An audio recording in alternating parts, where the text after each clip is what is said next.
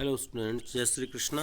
9th class chapter number 14 science में natural resources प्राकृतिक संसाधन बड़ा ही इजी सा और आसान सा चैप्टर है। तो नेचुरल रिसोर्स क्या होते हैं बच्चों? नेचुरल रिसोर्स में क्या है? Some object which are provide by our nature. क्या है? बहुत सारी चीज़ें हमें प्रकृति प्रदान करती है, तो ये सभी नेचुरल रिसोर्स हैं।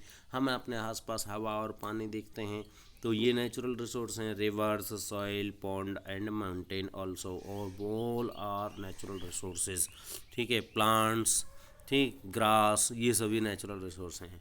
अभी क्या है, जैसे कि हमारा एटमॉस्फेयर होता है, तो एटमॉस्फेयर का क्लिमेटिक कंट्रोल किस प्रकार होता है? तो क्लिमेटिक यानी पर्यावरण को नियंत्रण रखने में क्लिमेटिक कंट्रोल में एटमॉस्फेयर कैसे रोल प्ले करता है? क्या है कि मून पे जो लाइफ है वो इम्पॉसिबल है। उसका रीज़न, एक बहुत बड़ा रीज़न है कि वहाँ पे क्या है, एयर नहीं है, और एयर ना होने से उसका जो टेम्परेचर है, वो उसका जो डिफरेंस है वो बहुत ज़्यादा है।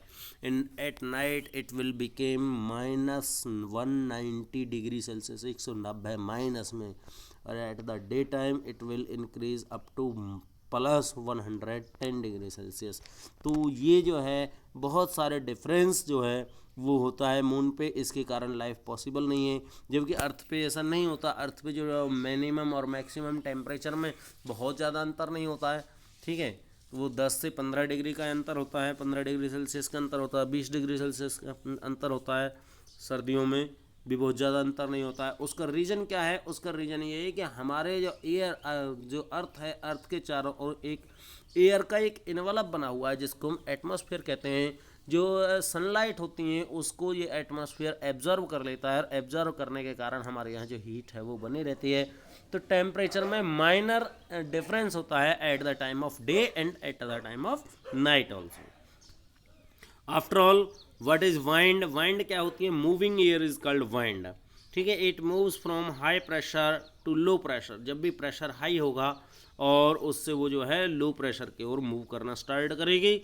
ठीक है, आपको एक एक्सपेरिमेंट, एक एक्टिविटी दी हुई है 14.1।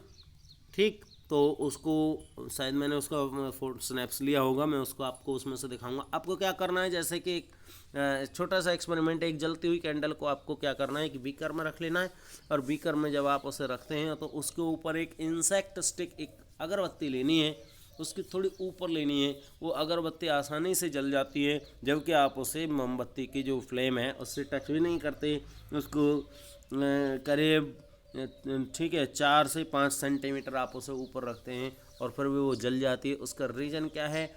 जो कैंडल है, कैंडल के ऊपर जो एटमॉस्फेयर था, जो एयर थी, वो क्या थी, हाई प्रेशर में थी, और वो लो प्रेशर की ओर आ रही है, तो उसकी हीट भी लो प्रेशर की ओर आ रही है। तो सेम एज ऐसे ही बहुत कुछ यहाँ होता है।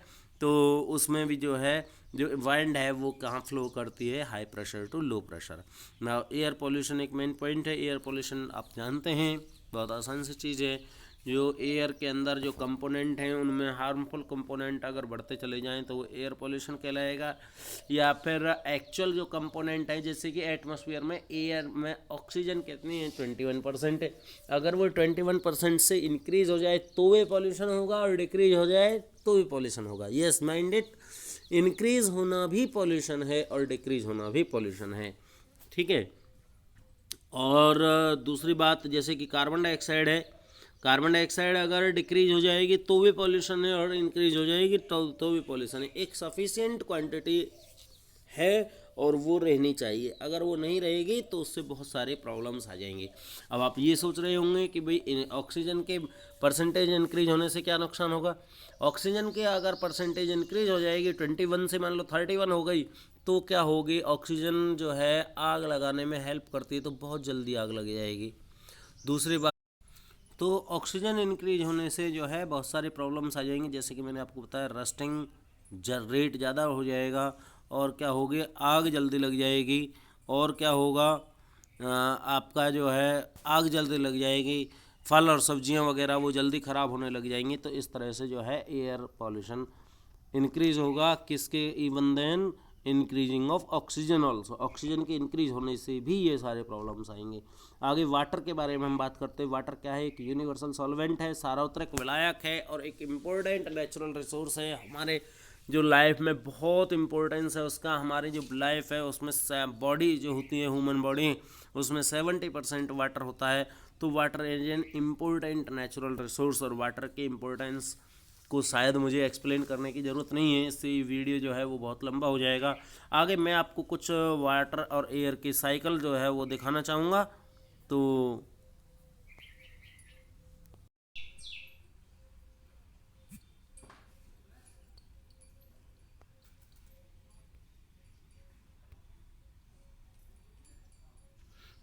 बच्चों ये आपको वाटर साइकिल मैं दिखा रहा हूँ, और इस ऑक्सीजन साइकिल मैं आपको दिखा रहा हूँ, शो कर रहा हूँ। और ऑक्सीजन साइकिल में क्या होता है, जो एयर होती है वो एटमॉस्फेयर में प्रेजेंट होती है ऑक्सीजन, और ऑक्सीजन को प्रेजेंट होने से जो है हम उसे क्या करते हैं, firstly when we take respiration then it comes in our body, and during the respiration it will change into CO2 and H2O।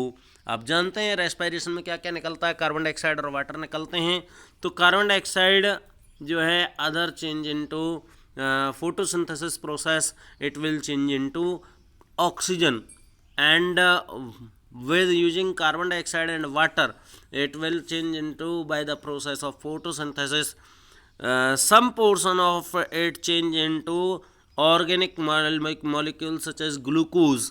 ठीक है, ग्लूकोज से हमें ऑक्सीजन मिलती है, और रेस्पायरेशन से ऑक्सीजन वो एनर्जी प्रोड्यूस होती है, तो ग्लूकोज में चेंज हो जाती है कुछ कार्बन डाइऑक्साइड, और कुछ जो है वो क्या है अदर अगेन किसमें, ऑक्सीजन में चेंज हो जाती है। तो ये क्या है, एक ऑक्सीजन का साइकिल है।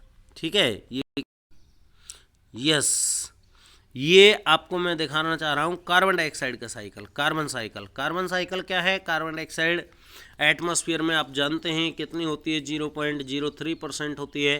तो कार्बन डाइऑक्साइड जो है 0.03% है, और एटमॉस्फेयर में होती है। एटमॉस्फेयर से वो अलग अलग तो टाइप में निकलती है, जैसे कि ये बताया कार्बोनेट इन वाटर, जल में कैल्शियम या ऑक्सीजन के इसके कार्बोनेट होते हैं, और वो लाइमस्टोन इत्यादि के रूप में जो है प्रेजेंट रहती है। तो वो एक पॉइंट ये हो गया। दूसरा पॉइंट अगर हम चलाते हैं इसमें, तो दूसरा जो है ऑर्गेनिक कंपाउंड, प्लांट्स ने जो फूड प्रिपेयर किया, तो फूड प्रिपेयर करने के बाद में जो है वो प्लांट में आ गई, और प्लांट में से जो है after their death it will change into coal. After all some portion of plant it will taken by the some portion change into coal and some portion change into petroleum, but some portion of plant is taken by the animals as food, and after the death of animals they also change into petroleum। तो ये petroleum में change हो गए, और कुछ जो organic compound हैं वो एनिमल्स से लेकर के क्या हुआ, आफ्टर देयर डेथ डिकम्पोजिशन के बाद में कार्बन डाइऑक्साइड में अगेन चेंज हो गई। कुछ जो है प्लांट्स ने कार्बन डाइऑक्साइड को चेंज कर दिया, क्या है, रेस्पायरेशन में। तो रेस्पायरेशन से भी कुछ निकल गया, और कुछ डेथ के बाद निकल गया। ठीक है, और कुछ जो पोर्शन है वो क्या हुआ, इनऑर्गेनिक, कोई सेल वगैरह में जब जो उनकी डेथ हो गई, तो डेथ के बाद में कुछ सेल्स बन गई। तो ये जो है क्या हुआ, कार्बन साइकिल हुआ। और जो कार्बन साइकिल है वो काफ़ी इम्पोर्टेंट फैक्टर है। अभी ये जो है ये आपका नाइट्रोजन साइकिल है। नाइट्रोजन साइकिल क्या है, एटमॉस्फेयर में नाइट्रोजन होती है, और नाइट्रोजन से नाइट्रोजन फिक्सेशन होती है। आप जानते हैं नाइट्रोजन फिक्सेशन क्या होता है, नाइट्रोजन जो है वो नाइट्रेट्स में चेंज हो जाती है, और नाइट्रोजन फिक्सेशन होती है। तो नाइट्रोजन फिक्सेशन के बाद में जो है ये प्रोटोप्लाज्म में चेंज हो गई, in animals, in plants, in green plants, nitrogen से वो अपना भोजन लेते हैं। और उसके बाद में अमोनिफिकेशन एक दूसरा प्रोसेस है, जो कि जो है अमोनिया में उसे चेंज कर देता है। अमोनिया के बाद उसको नाइट्रेट्स बनते हैं, नाइट्रेट्स के बाद नाइट्राइट्स बनते हैं, नाइट्राइट्स और नाइट्रेट्स, और वो फिर दोबारा से उसका जो है कुछ पोर्शन तो प्लांट्स में आ जाता है। और फिर अब क्या होता है, कुछ जो पोर्शन है वो नाइट्रोजन का नाइट्रिफिकेशन में एटमॉस्फेयर में इंडस्ट्रीज़ के द्वारा और फिर उसका नाइट्रिफिकेशन से नाइट्रेट्स चेंज हो जाते हैं, नाइट्रेट से वापस नाइट्रोजन में चेंज हो जाती है। अभी ग्रीन प्लांट से कुछ जो भाग है वो क्या है, फूड के रूप में एनिमल्स ने ले लिया, और एनिमल्स के डिकम्पोजिशन के बाद में अमोनिया बने, और ये सेम प्रोसेस रिपीट होता गया। तो this is called nitrogen cycle. और ये बड़ा आसान सा वो है फैक्टर जिसको हम वाटर साइकिल कहते हैं। वाटर साइकिल में क्या है, क्लाउड्स में वाटर होता है, क्लाउड्स में वाटर के बाद में रेनफॉल हो गया, और रेनफॉल के बाद में ये जो है, ठीक है, रेनफॉल हो गया, और रेनफॉल के बाद में ये ग्राउंड पे आया, तो ग्राउंड में से कुछ पोर्शन प्लांट्स ने ले लिया, प्लांट्स में से ट्रांसपायरेशन हुआ इसका, और ट्रांसपायरेशन के बाद में ये जो है, और कुछ जो प्लांट से एनिमल्स ने ले लिया, और एनिमल्स ने भी उसका क्या हुआ, रेस्पायरेशन करके उसको अगेन क्लाउड्स में चेंज कर दिया। और some portion come in ground water, then ground water is collected, and this groundwater is taken out by the plants and by other activities of human being, and this will change into the respiration or evaporation and change into clouds. तो students ये आपका chapter यहाँ पे finish होता है, और इसके जो मैं कुछ क्वेश्चन आपको दे रहा हूँ और ये आपको सॉल्व करने हैं। Thanks a lot.